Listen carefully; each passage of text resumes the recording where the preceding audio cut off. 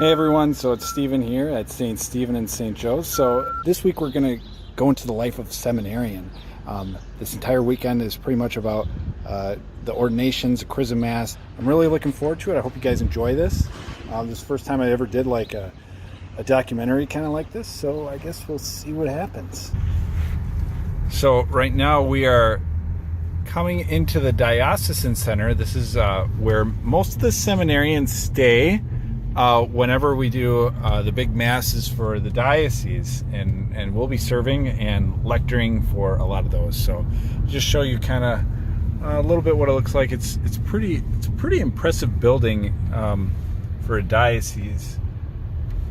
Probably the biggest one in the entire Midwest.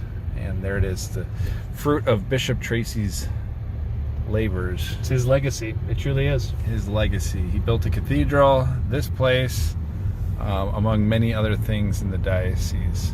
So, yeah. Well, after a long day of hiking and having fun with other seminarians, it's always good to have some rest. So that's what we'll be doing this evening. In the House of Formation, and there it is. It's this one wing right here.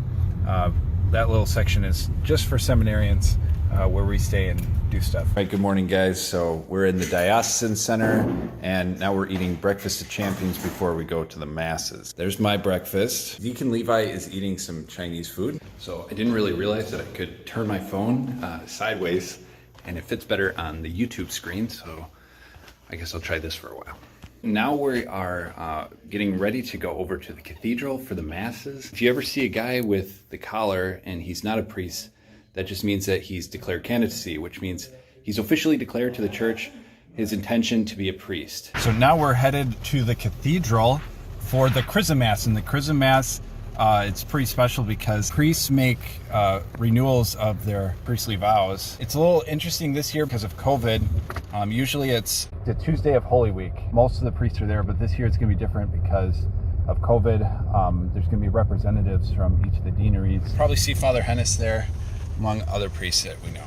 We just finished Mass at the cathedral. Now there's a bunch of new oil. The oil is used for a bunch of sacraments. After Masses like this, a lot of guys go across the street to Stemper's. It's like a religious goods store, so they get stuff that they need for when they're priests. Right after the Masses, we usually eat a lot of food because we're grown men, and so we're making pizzas right now. But I know what you're thinking, seminarians, they just eat and play games all day, but no, we actually do a lot of work when we're not at the Diocesan Center. So, like, what do we do? Sometimes we read. So now we're on our way to a holy hour for the deacons who are going to become priests tomorrow at the Ordination Mass. All right, after a long day, we're going back to the Diocesan Center. It's late at night, we're all tired. So, it's the morning, getting ready for ordinations, and the sun is in the camera right now. So a couple other things about seminary.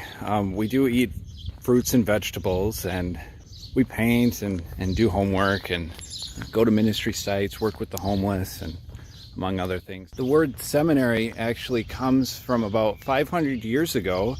At the Council of Trent, some of the reforms, they called for the formation of seminaries, and seminaries comes from the Latin word for seedbed.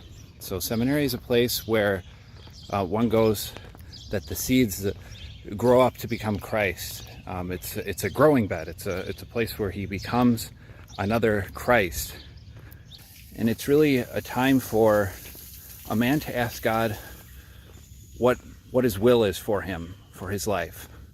How am I going to share the love of God in the world, and is it as a priest?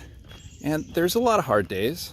There's a lot of joyful days. It's not always like, oh boy, I can't wait to do seminary again today. And it's weekends like this with the ordinations and the fraternity and climbing mountains and stuff that's really important for a seminarian and for priests to have a brotherhood of people that he can trust. The devil absolutely loves it when we're alone and when we feel alone.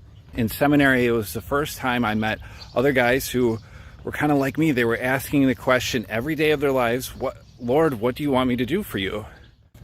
And I thought, I want to ask that question. I want to know how to answer that question or listen to the answer to that question.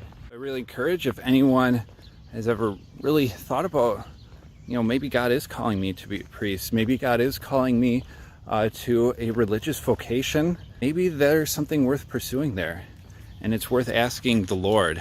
He'll answer in his own way, and he'll certainly free your heart from a lot of things so that you can actually ask that question with freedom and with joy. One last thing before I end my walk, and that's this, that the Lord really wants us to be happy. He's not a tyrant. He doesn't just give us all these rules because he wants to see us struggle, and he doesn't tell us to do things because it's going to be difficult, but he does it because he really wants to be in relationship with us. And all of these things in the church are really for that, and that's what these vocations are for. These are specific ways to experience God's love and to share it with others in the world. So we finished the ordinations, and now we're on our way back. Father Hennis is currently driving. He's in driver's focus mode right now. Hello everybody, I'm not going to look at you because I'm watching the road. So we look forward to seeing you guys at Mass, and thanks for watching.